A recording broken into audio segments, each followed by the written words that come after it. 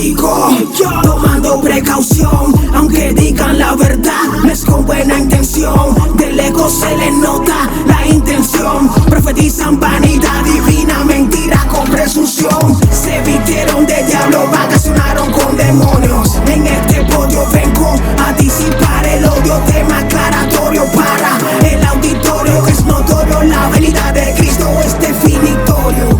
Voy con paciencia, las mentes sembrando conciencia. Una cosa es la apariencia, otra cosa acción a la pura conveniencia. Cuando hay falta de integridad y falta de obediencia, bájale al palabrosa que no hace falta engañar a la audiencia. Un corazón vacío, con Cristo solo se llena. Mucha mente en blanco, siendo franco a veces dan pena. Una visión nublada errada que se enajena. Espiritual es la gangrena que los corazones envenena. Date cuenta que traen condena, Cristo rompe cadena, lanzando remas en poemas para los esquemas. Esquema que impone el sistema, sistema que la me cancela, que estructuran pensar de otras maneras de luchar que vale la pena. Con la lengua sigo tomando precaución, aunque digan la verdad, no es con buena intención. Del ego se les nota la intención, profetizan vanidad divina, mentira con presunción. Se vistieron de diablo, vacacionaron con demonios. En este podio vengo